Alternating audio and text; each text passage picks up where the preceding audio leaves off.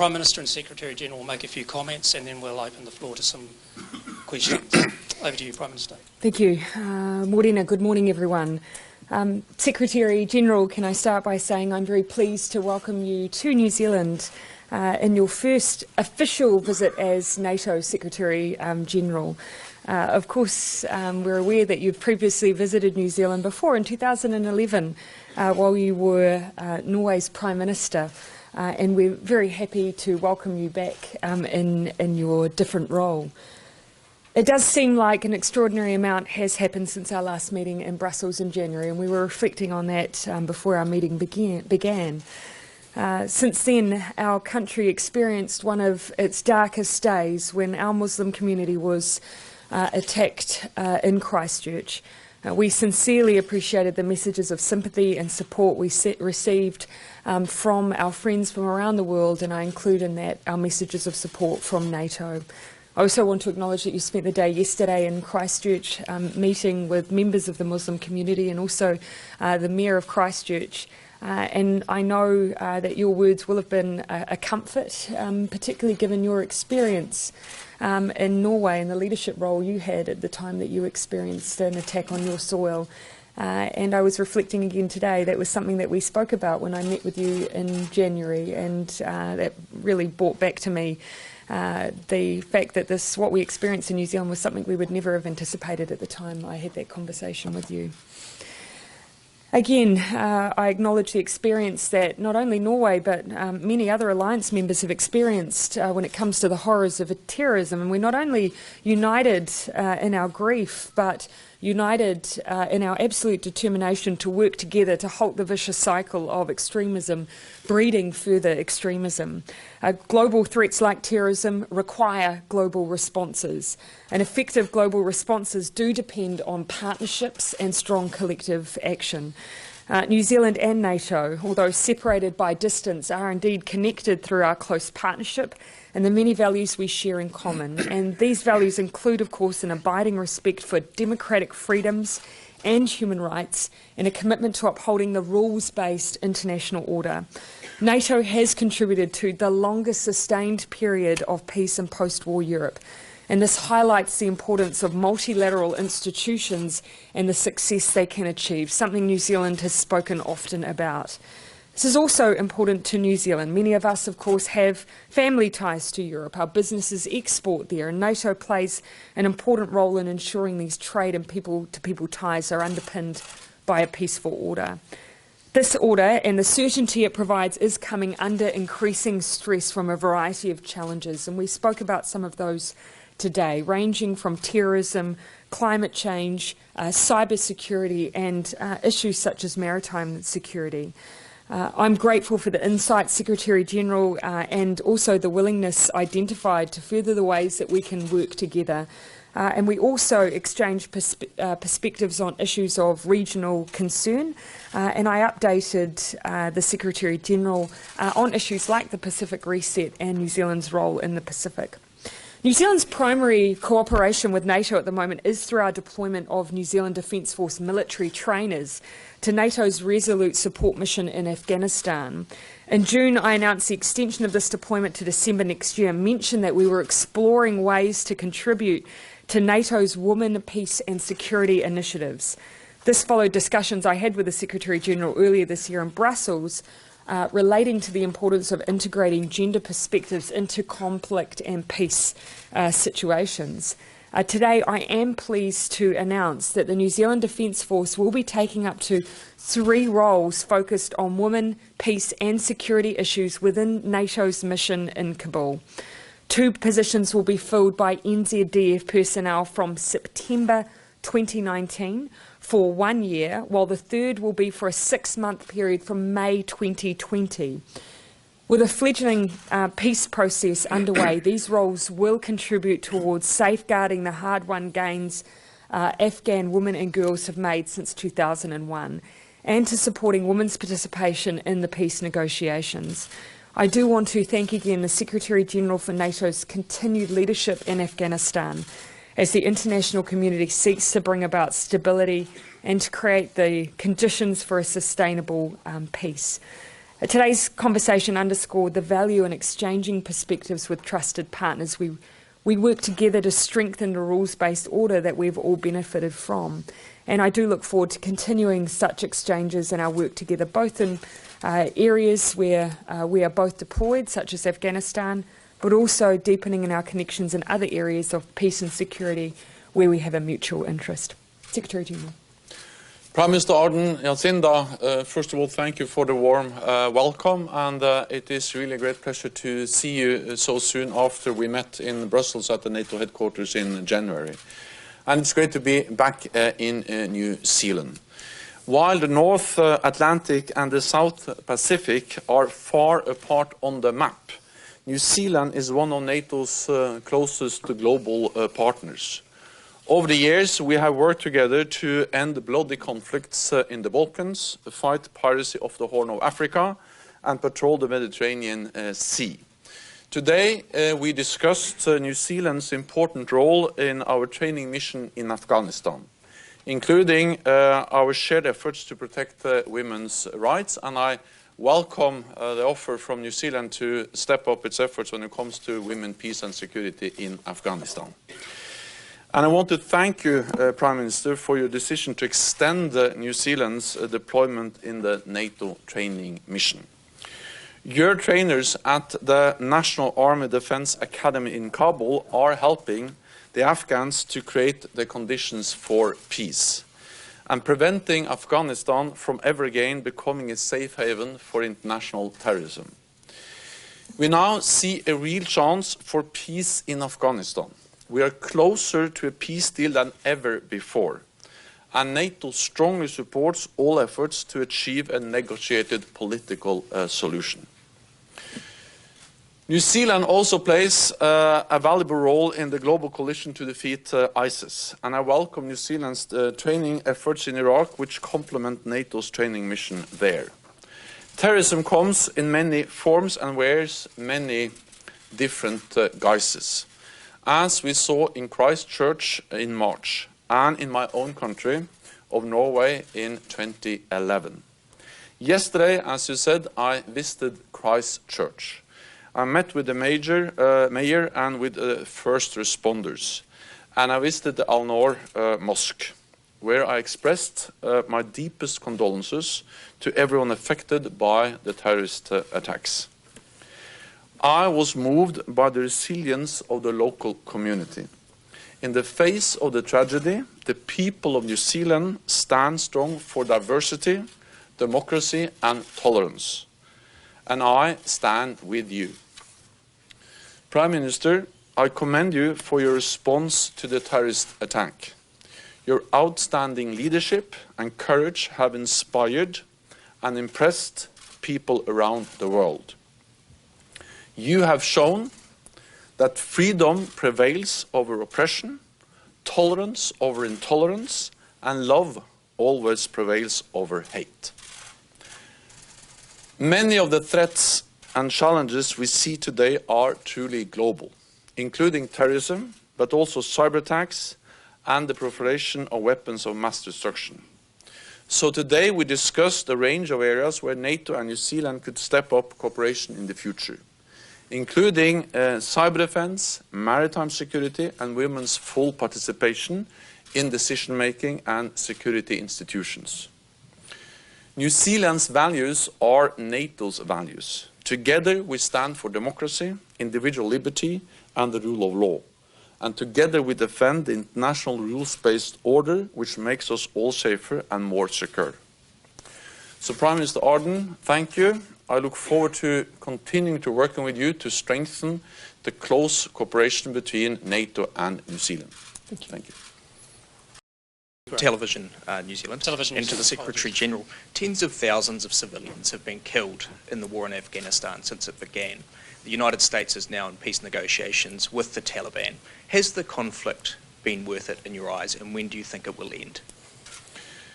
We welcome the fact that we are now closer to a peace deal in Afghanistan than we have ever been before. And NATO's main task, main purpose of being there has been and still is to make sure that Afghanistan doesn't once again become a safe haven for international terrorists. And the main purpose of the talks is to make sure that we have an agreement where we achieve exactly that. And we have to remember that the military presence of NATO and other international forces, including New Zealand, has created the conditions for peace talks and a peaceful negotiated solution, because we have sent a clear message to Taliban that they will not win on the battlefield. They have to sit down at the negotiating table, and they will achieve more around the negotiating table than they will achieve on the battlefield. And by staying in Afghanistan, we have sent that message and created the conditions for a negotiated solution. I welcome that we are closer to a deal. Of course, nothing is agreed before everything is agreed. We support the efforts of Ambassador Khalizad. He consults closely with NATO allies and partners. He has been many times in Brussels. And I also welcome the fact that New Zealand, NATO allies and partners continue to provide support to the Afghan army and security forces. We need to train them to enable them to stabilize their own country. We went into Afghanistan together. We will make decisions on our future presence there together. And when the time is right, we will also leave together. Craig McCulloch, Radio New Zealand. To the Secretary-General, are you disappointed that New Zealand is withdrawing from Iraq, given the challenge that remains there? I welcome very much what New Zealand has done in the global coalition over a long period of time, training Iraqi forces, local forces. This is something we highly value. At the same time, we see that we have made a lot of progress. The caliphate, the territory that Daesh, ISIS controlled, they have lost control of that territory. Not so many months ago, they controlled a territory as big as the United Kingdom, 8 million people. Now they don't control that territory anymore. So we are moving into a new phase. And therefore, I welcome the fact that New Zealand has committed to step up the financial contributions to training. Again, training local forces is one of the best weapons we have. And we very much welcome the financial support from New Zealand in doing exactly that.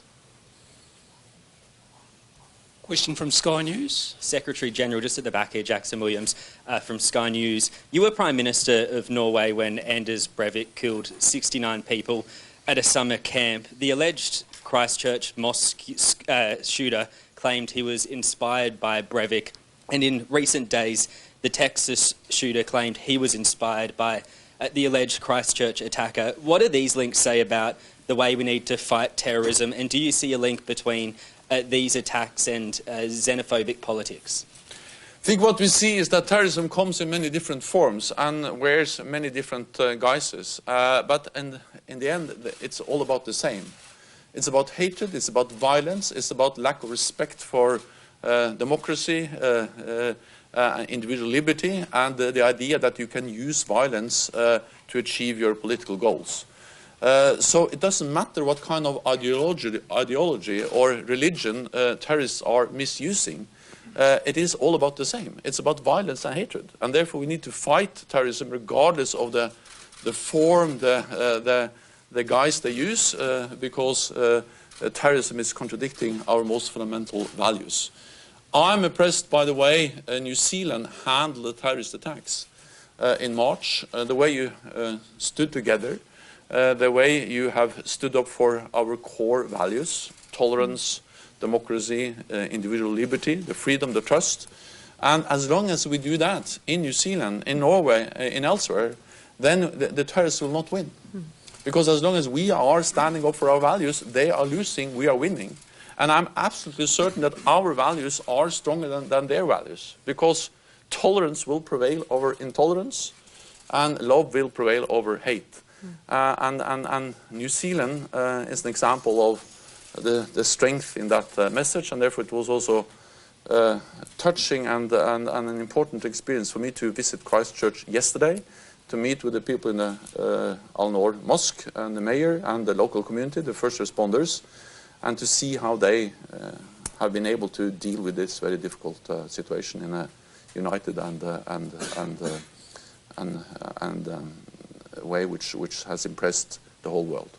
Just to the second part of the question, do you see a link between xenophobic politics and these attacks that I outlined, including the one at the Walnut in Texas? As we see that terrorists around the world are referring to each other, I'll be very careful about commenting on El Paso, because that's, you know, it happened very recently, and there is a ongoing investigation, so I will not comment on that. What I will say is that we all know that what happened in Christchurch and what happened in Norway, the terrorists conveyed the same message about hatred, but also about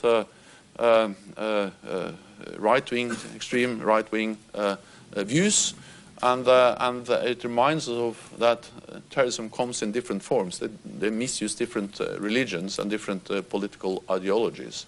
So they refer to each other, they try to inspire each other, but we just have to stand together and defy them regardless of their political message, because this is about violence, it's about terrorism, it's about crimes, it's not about actually political views, it's about crimes. Secretary General, news up here. How effective have New Zealand's Defence Force personnel been in Afghanistan, and would you personally like them to stay there long term? And Prime Minister, have you given much thought to that? So the New Zealand contribution to our mission in Afghanistan has been of great importance, partly because you provide high-quality trainers, advisors.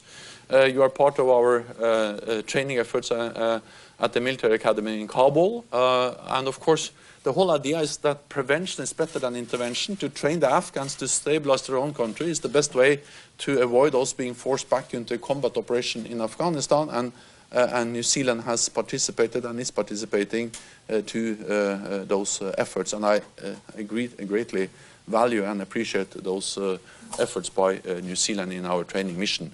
I also welcome strongly that New Zealand has been focused and is stepping up its efforts when it comes to women, peace and security, because we know that women are in many conflicts, also in Afghanistan, vulnerable. There will be no lasting peace without the full inclusion also of women, and the role of women in Afghanistan has been, I should say, under pressure for decades, for centuries. Now women have a stronger role in Afghanistan than ever before, and that's of course also very much because of the presence of NATO and partner nations as New Zealand, and the presence of New Zealand trainers, women advisors in our mission helps also to recruit women to the Afghan police, Afghan security forces, and that also strengthens the role of women in Afghanistan. We will not stay longer in Afghanistan than necessary. But the thing is that we have to make sure that the gains we have made, both when it comes to making sure that Afghanistan doesn't once again become a safe haven for international terrorists, which is actually important for our security, and the gains we have made when it comes to social progress, not least the role of women, are preserved. And that's what we now are focusing on in the peace negotiations. And as I said, we are sending a message that we stay in Afghanistan to create the conditions for a peaceful solution. We have to also remember that we have totally changed the nature of our operation. We had more than 100,000 NATO troops and partner troops there in the combat operation as late as up to 2015. Now we have 16,000 troops in a train, assist and advise mission, showing that we are making progress. The Afghans are taking more and more responsibility for the security themselves, but we continue to support them and help them. Just to quickly answer your question, New Zealand's obviously had a presence in Afghanistan for some time, but what Cabinet's recent decision acknowledges is that the environment is changing.